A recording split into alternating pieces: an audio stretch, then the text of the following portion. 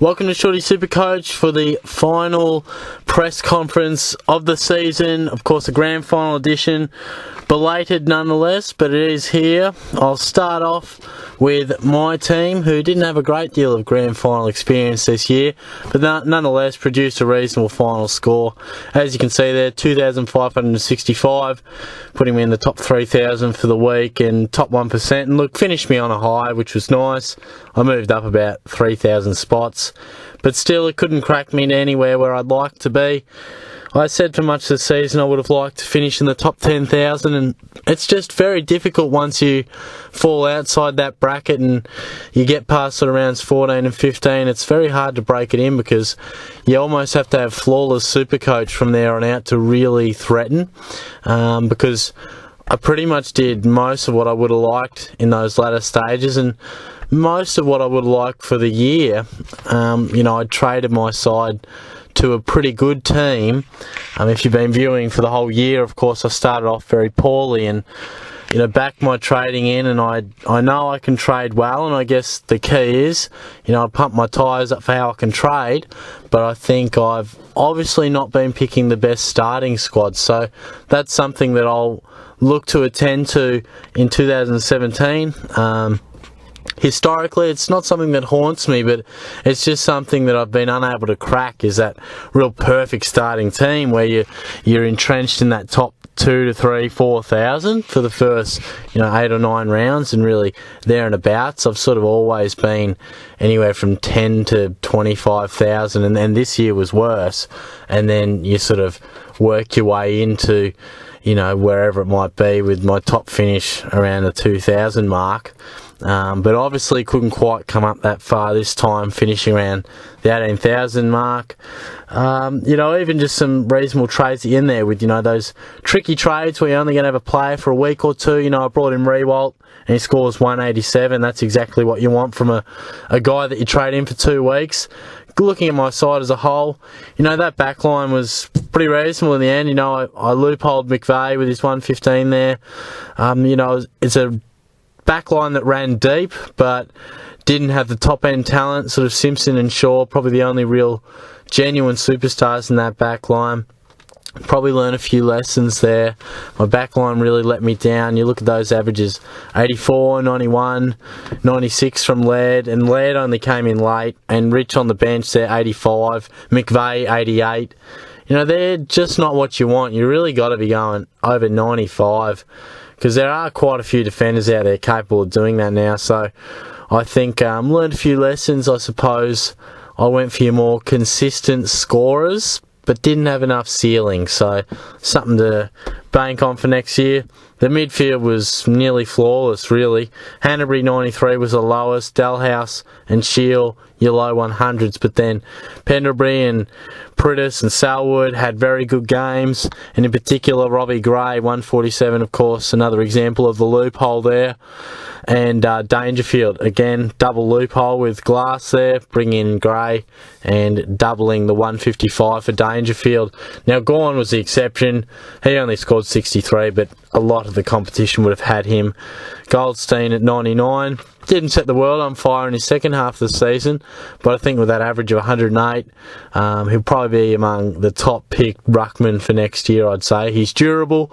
He'll get a nice pre-season into him, one would hope, rest up, and I think with the moving on of some of those, Petrie and the like, I think there's no danger of Dorr playing ruck. So I think once again, Goldstein, good price. He should be almost a lock for your ruck one spot already. Martin ended on a slightly colder note, 87 points, as did Montagna, as did Wells. Sort of consistent scorers, but they've served many very well throughout the season. Zorko, good score there. Franklin, very nice, and of course Rewalt was dominant against the Lions. So if I look at my team as a whole, that final team is pretty good. I reckon if we played another 6 or 7 rounds, chuck me a couple extra trades and I reckon we'd be fine. We've got a backline that runs pretty deep. McPherson came back into the team. Keys has cemented himself in the Lions side. Phillips was back into the Pies side. Reid was there and abouts for the Giants, and you've got reasonable premiums across the ground and quite a few coming into form. But that's not how it goes. You got 23 rounds. I finish where I finish. I'm somewhat, I'll probably, golf terms, you'd probably call it a par. Definitely a fair bit to work on there. I'm pleased with how I fought the year out, because I must say, doing these videos early on, it was quite frustrating when you're doing a podcast to them and you're going absolutely woefully. But, fought it out and had a respectable ranking by the end. I'll cover off on some of the Shortys SuperCoach leagues and the winners. Congratulations in my first league. The winner was Uber Gangnam Style, 2,477. He won there, defeating Superstars by about 200 points. So, he came from 4th spot, and after losing his first final, fought back hard to make the granny and come away with his points. Superstars made a pretty good run from 6th position. It fell short in the end. Second, Shorty SuperCoach number 2, a very close one there. Hooligans came away with the points. He came from 6th as well there and proved a very good side in the finals. He won by 21 points over Michael's Baggers, and that was a pretty closely fought grand final, a real nerve-wracking one, so congratulations to you, mate. And the final one in my third league, the Lorcanators produced a fantastic score of 2,513 and defeated just Frizz's All-Stars, defeated him by about 40 or 50 points there, and he came from 8th. Now that is a fantastic example of what I've talked about through the season. I've touched on the fact that all you got to do in SuperCoach is make the 8, and if you are the form side of the comp, then you win the grand final. It's as simple as that. In AFL footy, you want to get top 4, get the home finals. Does not matter in SuperCoach. If you have the best side from rounds, sort of 17 to 23, and you're thereabouts, you can get in the 8 or you sneak into 6, whatever it be. But if you're the final points leader across that period, you'll win the comp, and he's a fine example of that. Where are we? He scored 2,303 to win his elimination, and then in the semi-final he defeated me with a solid score of 2,479, and then in the prelim got home by 10 points, just shading the 2,400 mark, and then again 2,500 plus in a very good scoring week for him. So it's a good example of that. But that's a wrap-up of everything SuperCoach for 2016 anyway, guys. I hope you've enjoyed listening to me waffle on at times throughout the season. Hopefully I've delivered some reasonable content, and at the very least you've enjoyed the bit of SuperCoach content, because you see a lot of people talk about it and have other podcasts, but I think this is something different for YouTube. And I'm just an average bloke as well, not claiming to be a full-on expert, just a guy who loves his SuperCoach and has had some good results and feels like have some good theories and philosophies on the game. So hopefully I've given you a couple of tips and you come away from a few videos learning something. Certainly I've learned something throughout the year as well. There's no doubt this sort of concept is more beneficial to pre-season and things like that. Everyone's talking about who's going to be in this position, or should I take the risk on this guy. Definitely generates more interest and conversation and discussion pre-round 1. I have found that, sort of delivering I think the press conference has been reasonably good. I think just the preview can be difficult, especially in the second half of the season, when basically it's the same sort of message. Unless you get a absolute firestorm at selection table, then basically the message is similar in that back half of the year. Trade when necessary, upgrade up, do your best. So I'll probably look to attend to that and maybe flick around the structure or something like that. But I'll be back next year, no doubt. Obviously, the back end of this season hasn't been as I would have planned as well from a channel point of view. If you haven't tuned in, got the new job, moved out of home, I still haven't got internet, iiNet's just really struggling. They've got good deals, but not the greatest service, I'll tell you that.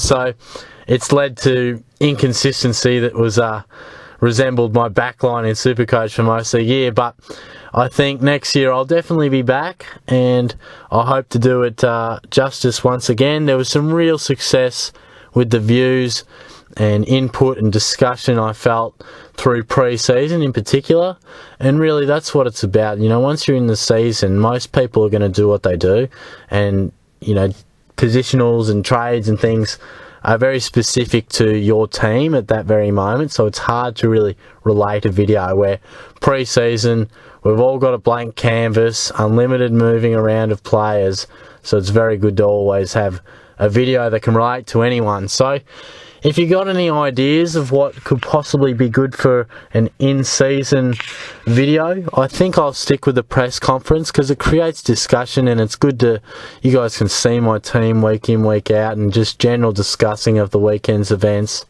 And then I think it'll just be, something to think about. I mean, I'm almost thinking on the spot now, but maybe more targeted videos at certain players. Do you jump on them? Do you not? Rather than just a general, here's the teams, you know, kind of preview. I think I won't totally go away from it, but I think I'll just maybe tweak it depending on the week, just so it's not a bland, nothing really happened at the the selection table, you know, do the same thing. Because there were weeks where it was just quite a basic message, and sort of felt that I couldn't really give much out to the public, I suppose, just given by the week's selection. So thanks for everyone who subscribed. I really appreciate it. I look at this channel's first year and season in SuperCoach as a definite success. You know, over I think 350 subscribers. That number has sort of plateaued with the inconsistency of videos, and it hasn't been routine in the second half of the season, but that has been more because of how my life's been travelling and just a few big life things going on with the job and whatnot. So certainly settling in, and be very settled in come next year, of course. So I hope you guys stick around, and all the best for the summer. It's finals time, nothing more exciting than that. My Cats are travelling well. Prelim final, can't wait for that. I've got grand final day off, so fingers crossed, not getting ahead of myself. But yeah, we'll see how we go. Nothing better than finals fever at the moment. It's a great time of the year. Great footy, great atmosphere. It's fantastic at the Hawks game. Nearly had a heart attack, but we got through that one. So, as I said, all the best for the summer. Hopefully your team's still tracking along in finals, and I might do an update video at some stage, just as when I might get rolling in regards to some previews and looking at the clubs and players and whatnot. But until then, all the best. Subscribe if you enjoyed the video. Comment any feedback you had, and let me know if you won your leagues as well. But as always, feel free to shoot me a message or a comment and see how I'm tracking along and any ideas you've got, and I'll catch you guys next year.